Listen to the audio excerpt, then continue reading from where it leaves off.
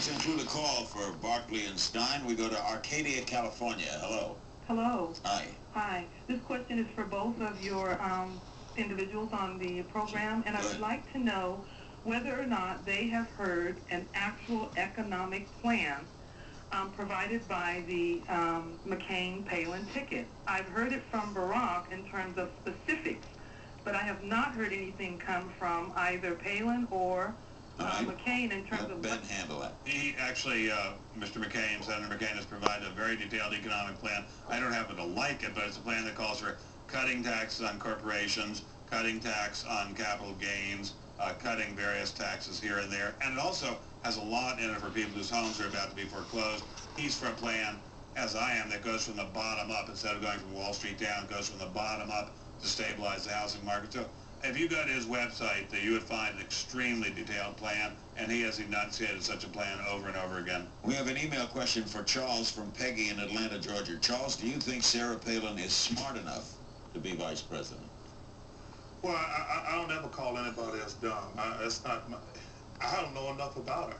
I mean, I've not gotten a chance to see her in interviews, really. I mean, those little couple sit-downs that are staged, that really doesn't matter to me. But let me say something about what Mr. Stein said. This economic situation, you know, I get sick and tired of people talking about the middle class. This economy is really struggling with poor people. And I hope what he said, we've got to start helping the people at the bottom. I hear about rich people getting tax breaks. I'm one of them, thank God. We talk about the middle class. America, the poor people in this country are really struggling. And we've got to do something to help them out of this situation more than anything else after this election. You agree?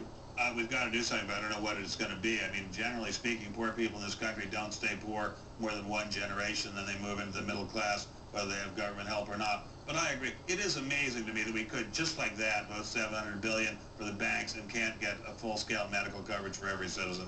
That is amazing to me. What do you make of William Buckley's son, Christopher, supporting Obama, and also David Brooks and George Will? Well, these guys are all maverick sort of guys, and I think none of them really loved Mr. McCain from the get-go. Chris Buckley loves to do wild, unpredictable things. David Brooks is sort of likes to be liked. We all like to be liked. I think people are sort of, we'll say, leaving a sinking ship. I don't know that it's sunk yet, but you know, I go back in this campaign to something basic. My great hero of my lifetime, I'm 63 years old, was Martin Luther King Jr. And he said his dream was for Americans to be judged by the content of their character instead of by the color of their skin. I think the content of Senator McCain's character is so spectacularly good. He stood up so bravely for his country. He has stood up to the power of Boston, Washington. He has stood up so bravely to his own party over and over again.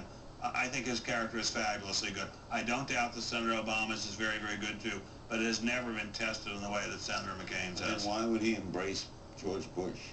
Well, because he's his friend. I mean, he's his friend, but he has repudiated his policies over and over again. I mean, there's such a thing as being friends with someone. He's very close friends with Senator Kennedy, but he doesn't agree with his policies.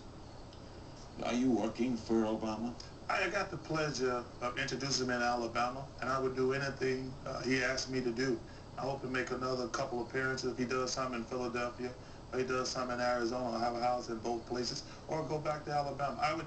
Larry, this country, this is the greatest country in the world. For what has happened here in the last few years is unacceptable. And I don't get caught up in the Republican, Democrat, conservative, liberal BS, as I call it. I look at America like this. It's rich people against poor people. And right now, poor people are getting screwed. And I feel bad for those people, plain and simple. And we're going to take a break and come back with more of Barkley and Stein. Lots more to go to this program. We'll be back in 60 seconds.